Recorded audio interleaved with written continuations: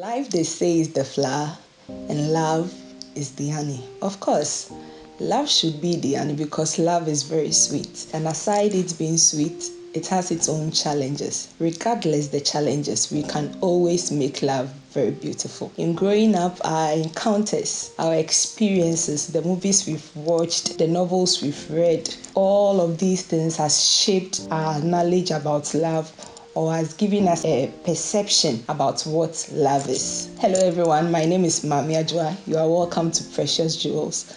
Today, I'm going to share with you some misconceptions about love. In fact, 5 misconceptions about love. So kindly stay put and follow me. The first thing I'll talk about is love is just a mere feeling. Is love a mere feeling? No.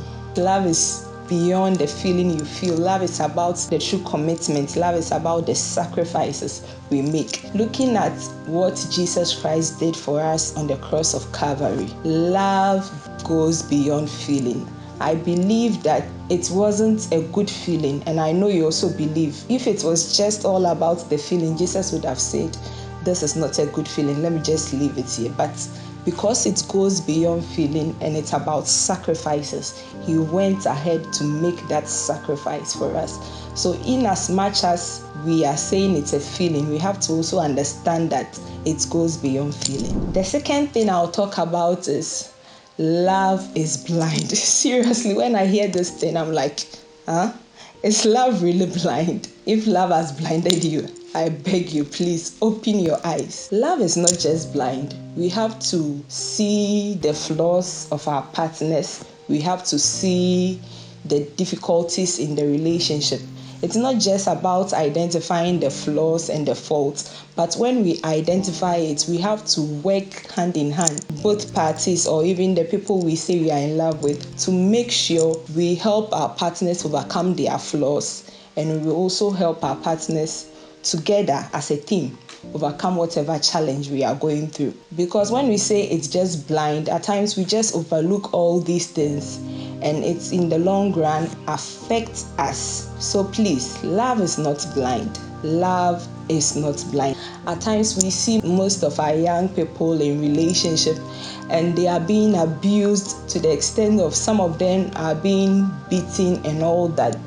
But they say love is blind and they just overlook everything and still remain in such toxic relationship. Please, if it's a fault, you can help the person overcome it, do so. But if I repeat, if it is life-threatening, my sister, flee for your life. In fact, love is not blind. And the third thing I will say is that there's this saying, love has no boundaries. Seriously, love is sweet, yes, no doubt about that. But love has boundaries. When you enter into a relationship, you and your partner have to sit down and draw boundaries for yourself. Physical boundaries, emotional boundaries, sexual boundaries. For instance, talking about physical boundaries, if you need space at a particular time, at a particular moment, you have to let your partner be aware. You just don't say because I'm in love, you are compromising on your standards or you are compromising on your boundaries. My dear, please, love has boundaries. So forget about that misconception that love has no boundaries. Love has boundaries. The fourth thing I'll talk about is sex is a proof of love. In fact, whenever I hear this, I laugh. Seriously, how can sex be a proof of love? Then Jesus would have just had sex with all of us, showing to us that he loves us. Or we could just go about having sex with everyone we come across, just including our family members, just to show that we love them. But sex is not a proof of love. If you want to go about and have sex and you are not married and you want to overlook the commandments of God, that's your own cup of tea. But my dear, sex is not a proof of love. Sex was solely made for married couples, and this is to boost the marriage and spicing up things in the marriage.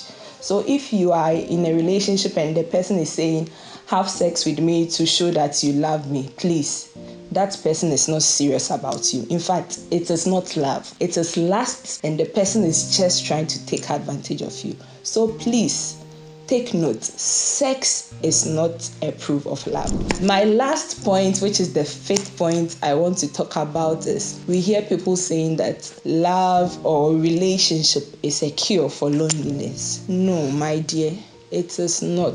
It is not. I'm sorry to disappoint you, but it is not. If you are in a relationship and you just don't do things for yourself, you always look up to your partner to do everything for yourself, to do everything for you, you will always be lonely. So even as you are single and you are not in a relationship yet, try to know yourself, invest in yourself, develop yourself. If it is schooling, concentrate on it in school. If it is work, give it your maximum best. If it's a passion you want to follow it. Don't say you don't have anything to do and it's a relationship that will make you not lonely and all that. Please, relationship is not a cure for loneliness. I know there are more misconceptions about love, and I'll just leave it here. I've shared 5 with you. If you know any misconception about love, you can share with us in the comment section. Thank you very much for watching today's video. I know you've definitely learned something. Please share the video with others.